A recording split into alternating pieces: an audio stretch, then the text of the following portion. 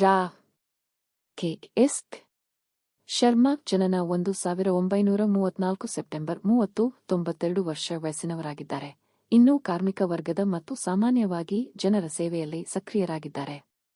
ಅವರು ಕರ್ನಾಟಕದ ಹುಬ್ಬಳ್ಳಿಯಲ್ಲಿರುವ ಜೆಎಸ್ಎಸ್ ಸಕ್ರಿ ಕಾನೂನು ಕಾಲೇಜಿನ ನಿವೃತ್ತ ಪ್ರಾಧ್ಯಾಪಕ ಮತ್ತು ಪ್ರಾಂಶುಪಾಲರು ಮತ್ತು ರಾಜಕೀಯ ವಿಜ್ಞಾನದಲ್ಲಿ ಡಾಕ್ಟರೇಟ್ ಪದವಿ ಪಡೆದಿದ್ದಾರೆ.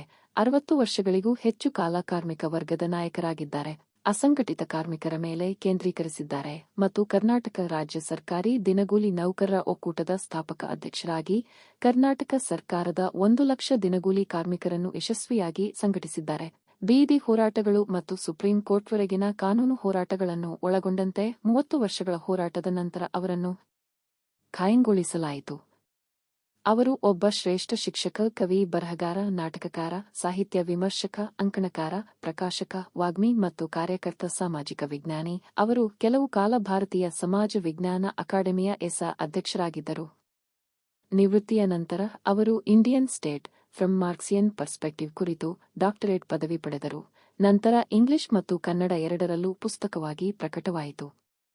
ಅವರು ಐಟಿಐ, ಪ್ರಕೃತಿ ಚಿಕಿತ್ಸೆ ಮತ್ತು ಯೋಗ ಸಂಸ್ಥೆ, ಜ್ಞಾನಪೀಠ ಪ್ರಶಸ್ತಿ ಪುರಸ್ಕೃತ ಡಾ.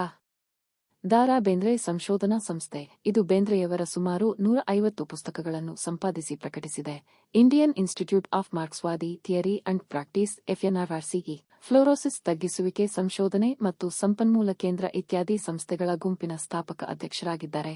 ಇವೆಲ್ಲವೂ ಹುಬ್ಬಳ್ಳಿಯ ವಿಶ್ವ ಶ್ರಮ ಚೇತನ ಕ್ಯಾಂಪಸ್ನಲ್ಲಿರುವವು. ಡಿ. ವಿ. ರಾವ್ ಮತ್ತು ಟಿ. ನಾಗಿ ರೆಡ್ಡಿ ಪ್ರತಿನಿಧಿಸುವ ಕ್ರಾಂತಿಕಾರಿ ಸಾಮೂಹಿಕ ರೇಖೆಯ ಸಹವರ್ತಿ ಶರ್ಮಾ.